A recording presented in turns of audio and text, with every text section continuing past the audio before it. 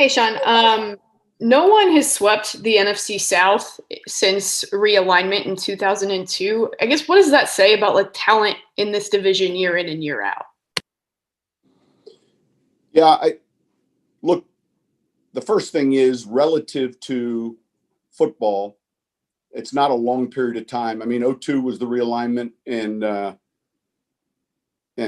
don't know if that's the only division that's not happened to. Yeah, it's the only one. Is it? So, look, there's been a lot of back and forth, and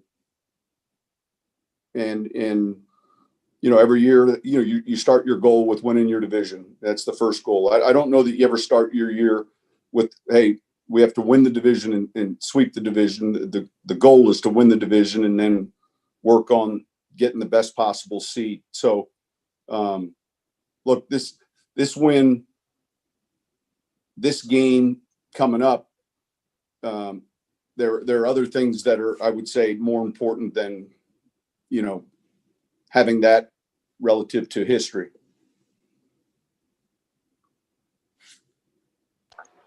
Sean, I know he's been hurt some this season and that, but just how has it been just to have Tai Montgomery around, and what's he been like behind the scenes?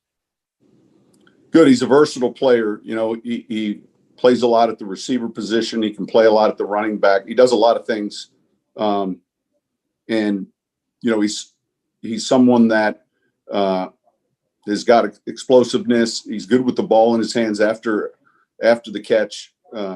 So he's a guy that gives us special team snaps as well. He does a lot of things for us.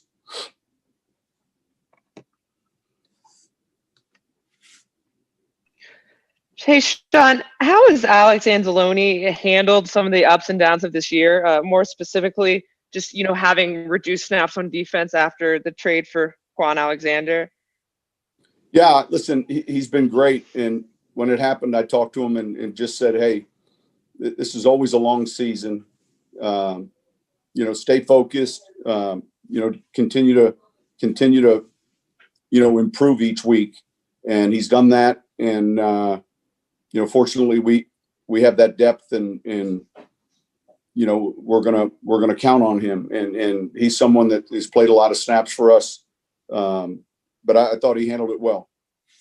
Do you think maybe he's kind of suited to handling some of these disappointments, just because in his career he's had injuries and stuff like that, so he's had to overcome a lot, I guess, the last 3 years or so? Yeah, look, he's a tough-minded guy. I think he's got that grit. Man, all the way back, he was a tremendous high school player. You're right. He's had some shoulder problems coming out the same way, and he's constantly fought back, and I think that's a credit or a testament to him. Yeah, he was a fullback in high school at one point, right? I feel like all these guys were a running back at one point, right? Probably so.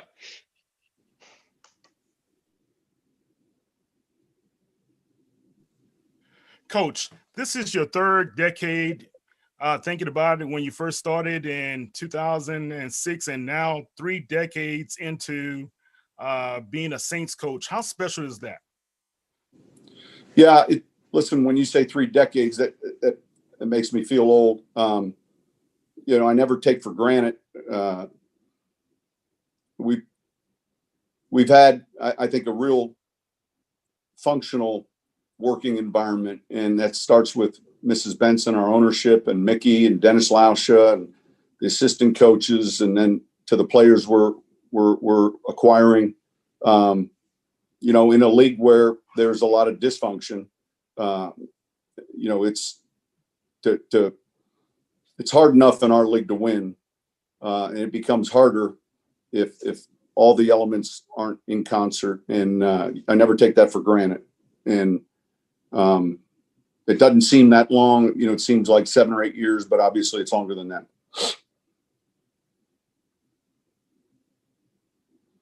Do you know if y'all will have CJ Gardner-Johnson available Sunday? Yeah. You're not talking about this Sunday. Well, just with the changing rules and everything, I'm just trying to keep up with them. Yeah.